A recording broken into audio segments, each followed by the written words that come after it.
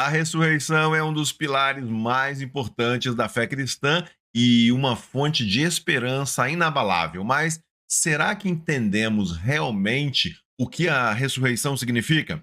Não, a ressurreição não é meramente um tipo de vida após a morte. Fica comigo e você entenderá do que nós estamos falando.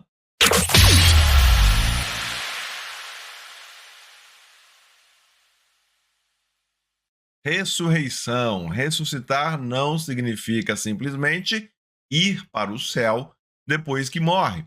Se nós entendermos a morte como deixar de existir, então a ressurreição significa voltar a existir.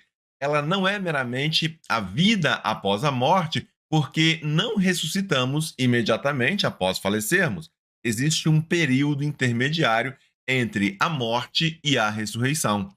Então, o que é a ressurreição? Não podemos confundir com estar vivo ou estar consciente num estado intermediário, como uma alma ou um espírito desencarnado. A ressurreição não é só uma mensagem de esperança para quem já morreu ou para aquelas pessoas que estão com saudades de quem partiu. Muitas vezes estamos tão convencidos de que o problema do pecado está no corpo, está no mundo material, que falamos da ressurreição sem realmente acreditar nela. É como se tivéssemos dificuldades em aceitar que a ressurreição implica em uma nova vida física, uma nova vida material, uma nova vida no corpo.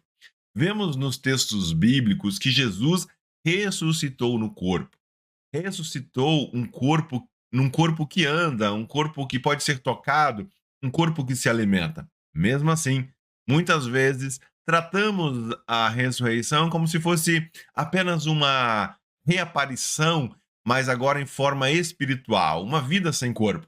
A ressurreição não deve ser entendida como uma nova descrição da morte ou uma maneira de dar um sentido positivo ao fim das funções vitais de um corpo humano que rapidamente sucumbe à corrupção e decomposição. Ao contrário, representa uma inversão da morte, devolvendo a vida corpórea àquelas pessoas que já experimentaram a morte.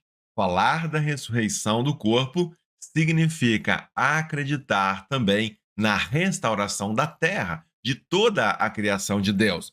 Como lemos em Apocalipse 21, o verso 5, aquele que estava sentada no trono disse: Estou fazendo novas todas as coisas.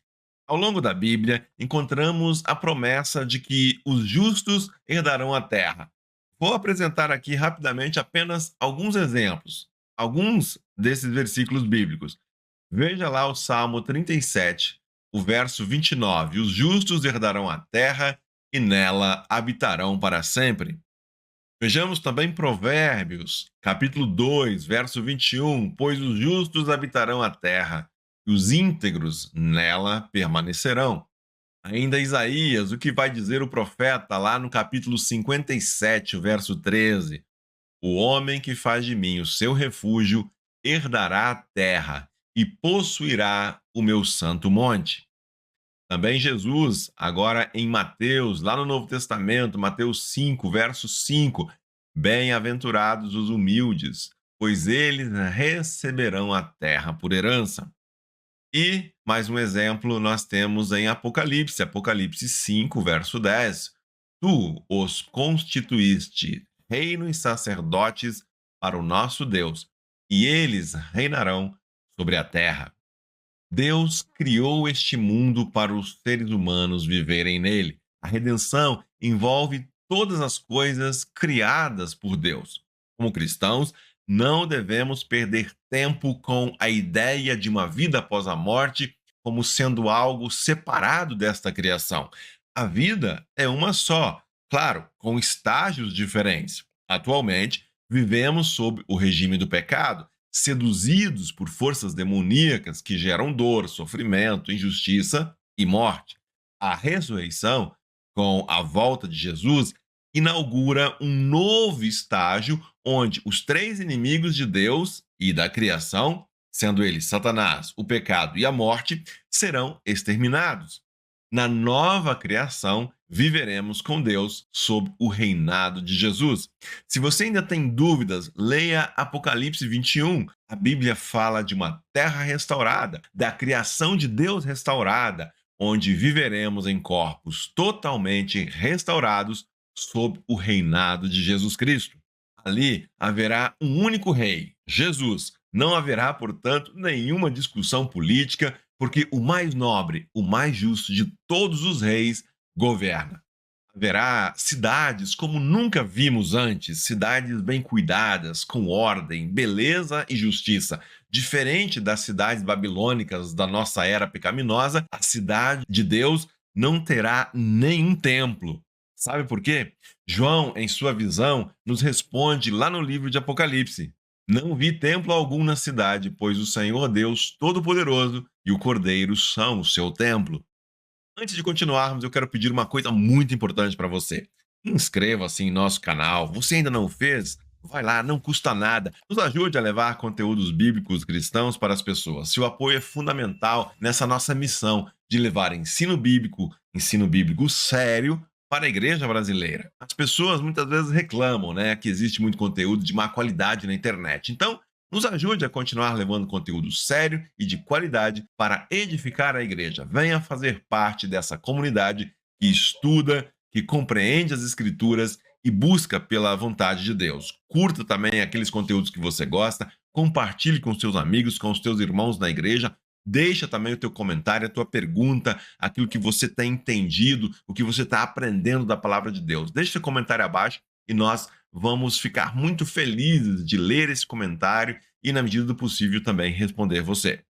Vamos lá. Nosso objetivo, então, aqui não é tentar descrever como será a vida nesse novo estágio, livre da morte, livre do inferno, livre do pecado. Mas é importante entender que a ressurreição é muito mais do que a gente pensa.